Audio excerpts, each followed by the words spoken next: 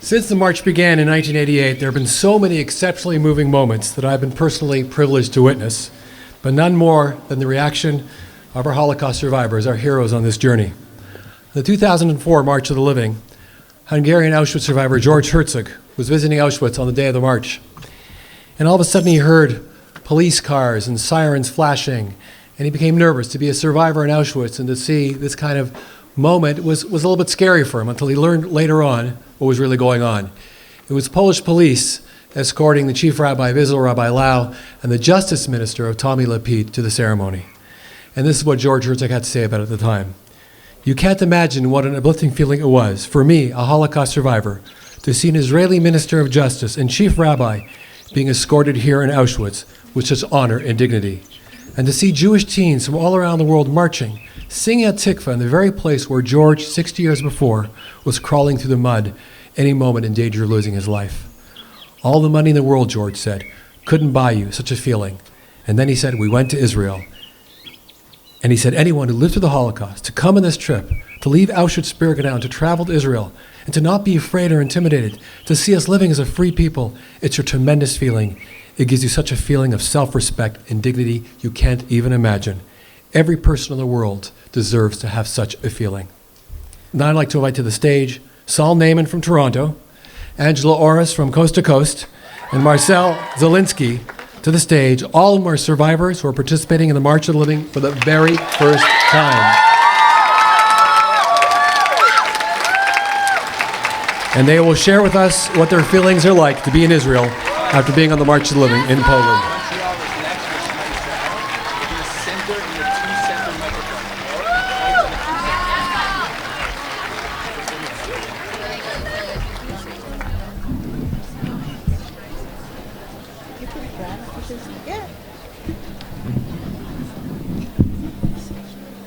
Shalom, March of the Living Canada.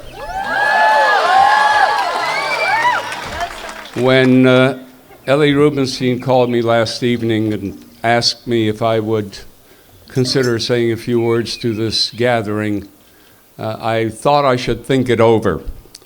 Well, it took me about a nanosecond to think it over, and I said yes, I would be honored to do so. 4 years ago, at the March of the Living, my two granddaughters, my twin granddaughters, were here, and one of them, Lauren, spoke on this stage. And I thought to myself then, why am I not here? At that time I said there. Why am I not here in person to hear her? Well, quite frankly, I wanted to go with them, but they said, Zadie, you can't handle it. They know the level of emotion that I tend to erupt. And I didn't go. This year, when my grandson Maurice decided to go, I thought, I'm not going to pass this up. I frankly never wanted to return to Poland after surviving there in 1939. I didn't think I could add anything to the country, and I didn't think I could find anything in the country that would move me. And I was totally wrong, to a point where I might say the way MacArthur did, I shall return. And what I found in Poland was, quite frankly, totally unexpected. Starting at Kazimierz when we drove in from the airport, seeing Hasidim in their black hats, black kaftans, beards, and payas, walking on the streets of old Kazimierz and davening at the graves of the tzaddikim who were lost. I thought, wow, is this Poland 2016 or is this Poland 1916? The next day on Yom HaShoah, my Moshele celebrated his 17th birthday, and we davened in the morning in the foyer of a Polish hotel. That could not have happened years and years ago, and so on and so forth. I found that I have perhaps been released from the angst that I had for so many years. And I think it perhaps was crystallized at Treblinka, where we found the town stone, the stone marking Stoczek Węgrowski, and where I said a Kelmola and Kaddish for the only grandparent I knew, my grandmother Estodoba,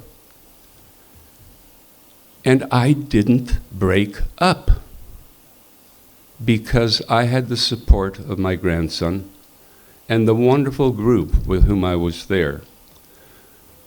So it was like a release, and I thought, wow, this is what the new Poland has done for me.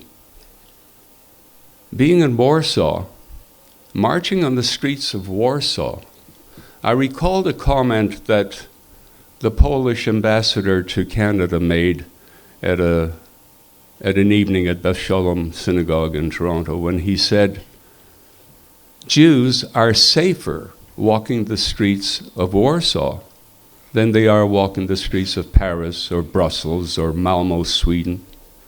He was right. When I spoke at Majdanek, again, I never thought I could possibly, in my wildest dreams, think that I could do that, particularly in Poland. And again, it was very enlightening. And then, of course, we arrived in Tel Aviv airport and on to Yerushalayim. And I had the thought, and I borrowed that from a comment I heard earlier from our incredibly articulate and brilliant educator. He happens to have the same name as I have, David Shlomo, so, it's got to be right. When he related a story about someone, and I won't go into it other than the end line, sometimes we see with our eyes, and I think that's what the situation was in Poland. We saw with our eyes. When we come to Israel, particularly Yerushalayim today, we saw with our hearts. To be in this land, which came out of the ashes of the Holocaust, to see what our people have achieved, to be here tonight, and last evening to have listened to Efrat, to Eitan, telling us about the incredible achievements of the Chayalei Israel, the emotion of them telling us what blood has been spilled in this land to bring it to the point at which it is today, was again an incredible, incredible experience.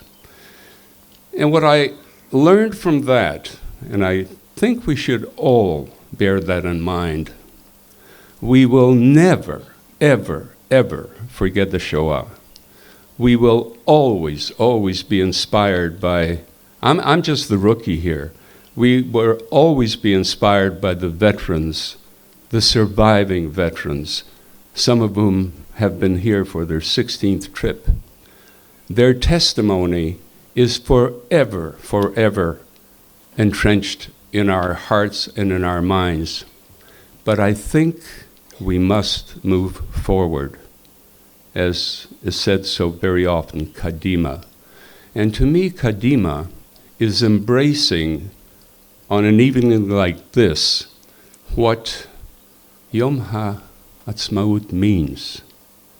What an incredible, incredible opportunity for we Jews from Canada, for we Jews from all over the world, to recognize and embrace Yom HaAtzmaut. It is an incredible, incredible experience. And when Ellie sort of said, well, how would you compare the experience in Poland with the experience in Israel, I thought to the prayer, the opening prayer that we say at Havdalah, Amavdil ben Kodesh L'chol, when we go from the holy Shabbat to the next day. And I think there should be a counter prayer, if there's such a term. Amavdil Mechol L'Kodesh, who separates and differentiates from the Chol of Poland to the Kodesh that we have in this country. I'm totally, totally overwhelmed. I'm totally thrilled that I came on this trip, and I hope to return. And I would urge, quite frankly, every parent who's here, or any parent who's listening, to do their best to come here, to send their children here. The children that I have been exposed to are absolutely incredible young people. Their support, their love, their embraces have just kept me going, and I'm sure they've kept everyone else going. So thank you for your kind attention. It was not something I planned to do, but Ellie said, do it, so I did it, and I thank you.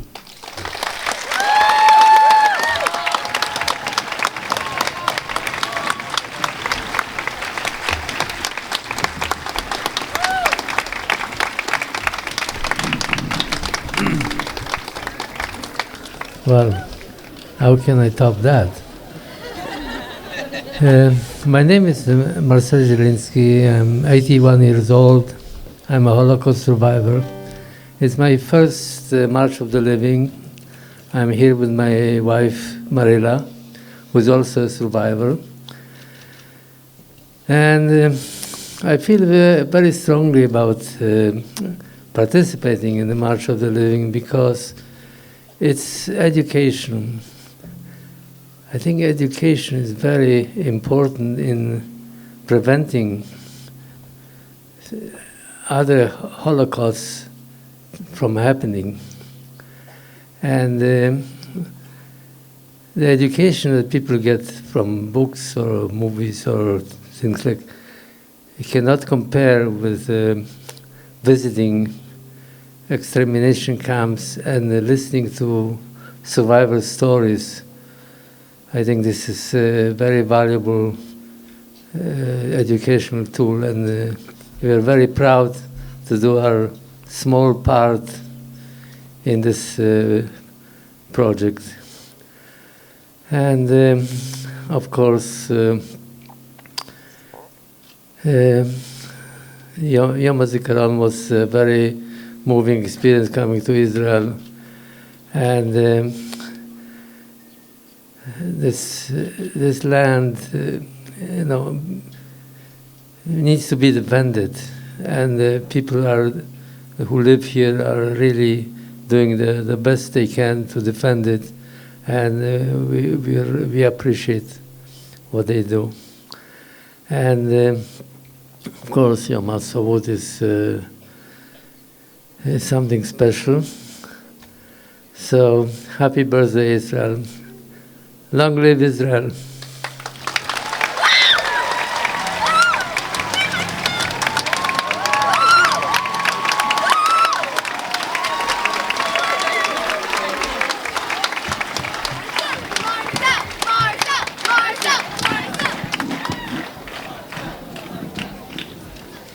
My name is Orosz. I was born in Auschwitz-Birkenau, and my mother's love, courage, determination saved my life. That was the first time I went to Auschwitz-Birkenau to see where I was born, to find the barrack, and it was the help of you kids. I was waiting for it. I can go together, and it was a major help. Thank you.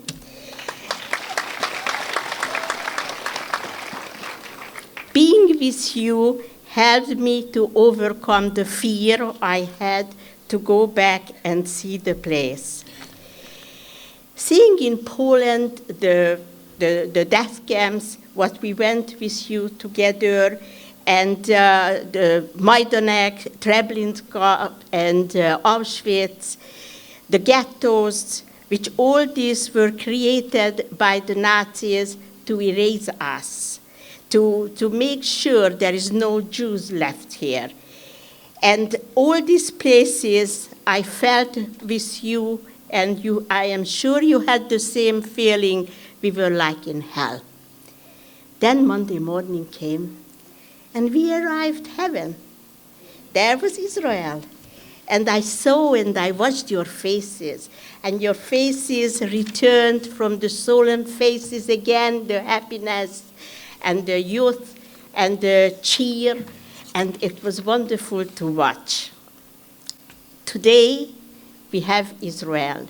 In 1945, when all the camps were liberated, we didn't have Israel. We didn't have where to run. Today, we still have problems. Look at Syria, look at France, Ethiopia, and Iran. We all run here, and we welcomed here, and loved here.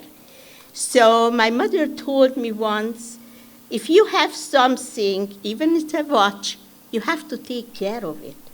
So we have to take care of this country. And all of you who told me it was a lifetime, a life-changing experience, make a pledge for yourself. Decide you want to use all your energy and thoughts. You know, you told me you want to go to bicycling in Mexico. Why do you want to go to Mexico? Come to the Golan Heights. Did you see this morning? Did you see the bikes? They were biking there. Use social media. Use them, and they're going to sponsor you for the bike ride. And then you give it to the charity to Israel, whatever you want, the Sick Kids Hospital, the Hadassah, or cancer research. It's up to you. I think you're more creative than me. And you're going to have, you're bright and you're beautiful and smart. You're going to have better ideas. Or somebody told me, I want to go to India for meditation. I want to meditate. Come here. Here you're surrounded with love and tender, loving care in Israel. I guarantee you, you will be better off than India.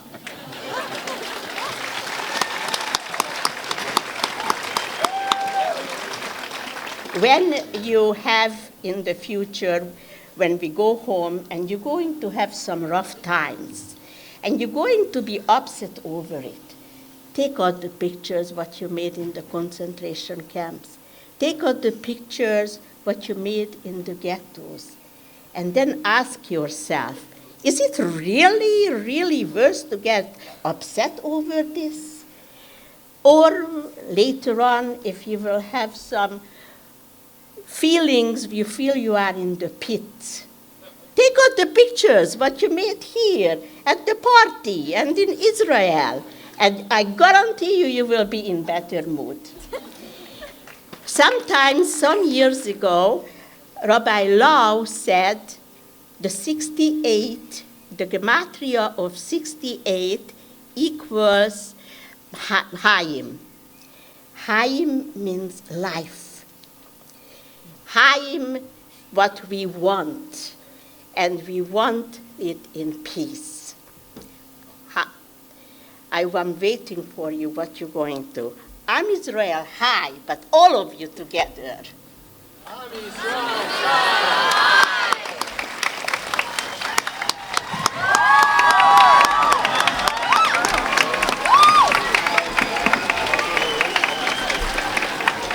Thank you again, Saul, Marcel, and Angela, for your incredible speeches.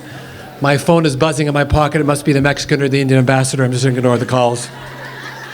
Thank you once again to our amazing, courageous, outstanding survivors.